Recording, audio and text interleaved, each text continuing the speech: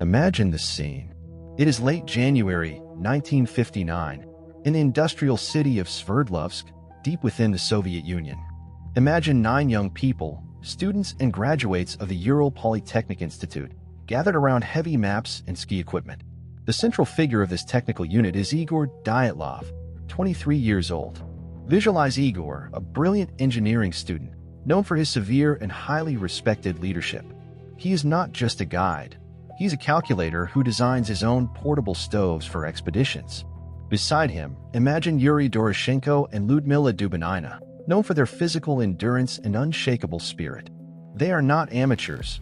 They are professionals seeking the highest level of certification in cross-country skiing. The routine in the days leading up to the ascent is marked by laughter and songs, but Dyatlov's plan is to progress steadily toward Mount Otorten. On February 1st, they decide to set up camp on the slope of Koletsyakal Mountain, the Mountain of the Dead. Imagine the sound of skis cutting through hardened snow as he chooses the location. This is the first analyzed technical failure. Why would such a meticulous leader pitch a tent on an exposed slope, subject to winds of 100 kilometers per hour, when the protection of the forest was only 500 meters away? We analyze this as a severe training decision to maintain visibility, the very architecture of a tragedy that would lead to the biological exclusion of everyone involved. The archive is open. Technical density expansion. The skis were Soviet military grade, made of layered birch and ash. The atmospheric pressure was dropping at a rate of 0.04 millibars per minute, signaling localized meteorological sabotage that would compromise the group's orientation. It is the night between February 1st and 2nd. The group is inside the tent, a confined space of reinforced canvas they call home. Imagine the human heat fighting against 30 degrees below zero outside. They are changing clothes, preparing for sleep. Some are already in deep slumber. The progression of time is abruptly interrupted by an external pressure event. At approximately 2 a.m., the tent structure suffers a critical fracture. But imagine this forensic data point. The cuts in the canvas were made from the inside out. Imagine the desperation of Dyatlov and his friends using knives to rip through their own protection. There is no room for philosophy here, only the mechanics of absolute panic. What could be so terrifying that it forced experienced skiers to run into total darkness barefoot or in socks? We analyzed the possibility of a small slab avalanche, a dull thud that sounded like an explosion, or perhaps the phenomenon of infrasound generated by katabatic wind, which induces nausea and irrational terror. Imagine the group exiting through the opening, facing a wall of ice and wind. They move in a coordinated fashion, in a line, descending the slope toward the valley. Imagine the trail of footprints in the snow. Bare feet, solitary socks, moving for 1.5 kilometers. Igor's military discipline and leadership attempt to maintain order while human biology enters thermal collapse.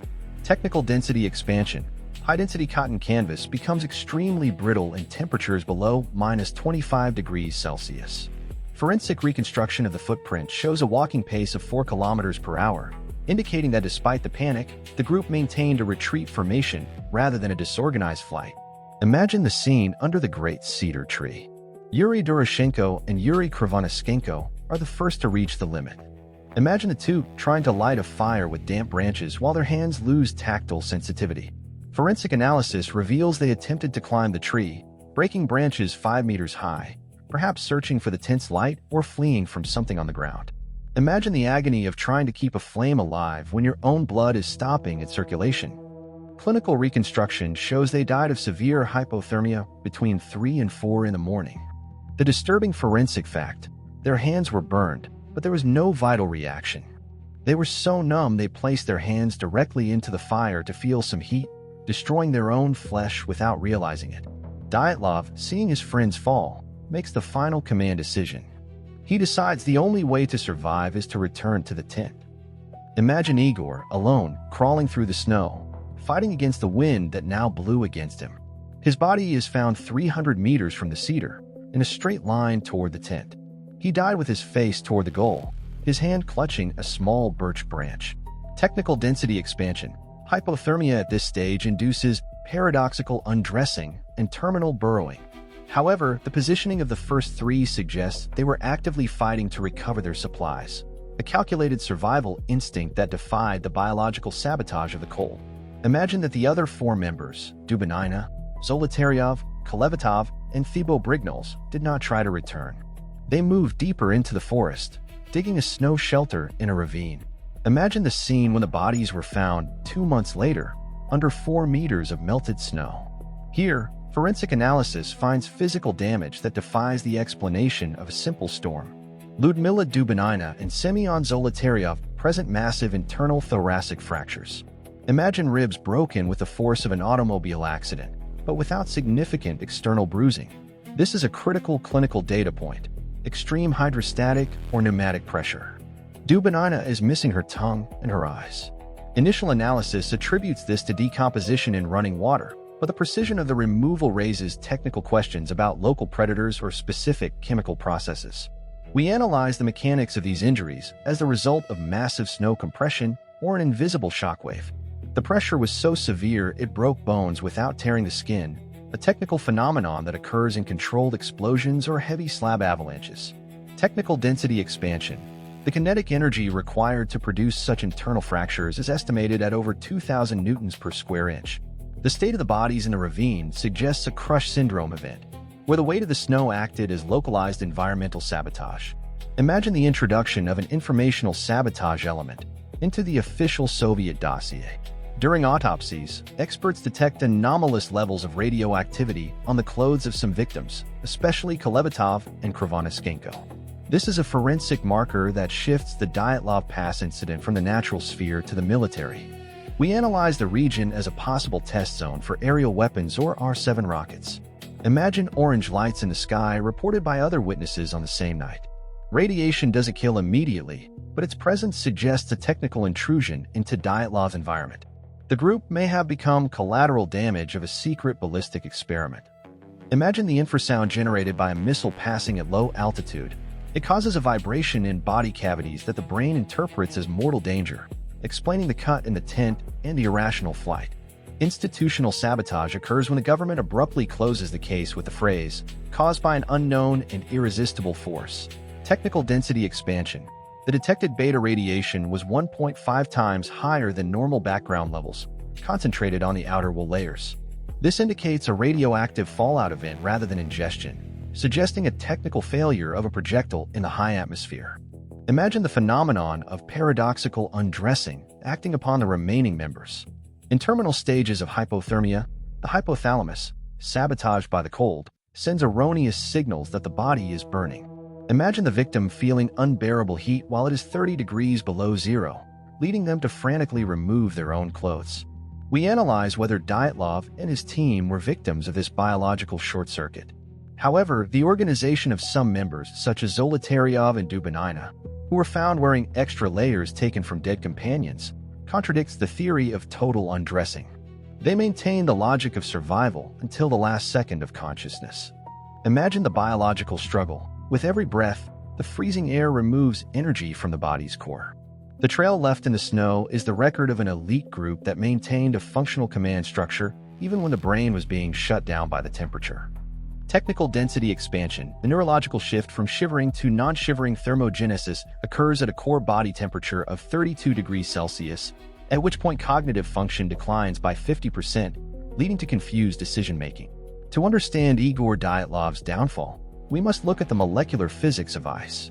A modern theory suggests that the cut the group made into the slope to stabilize the tent was the fatal mechanical error.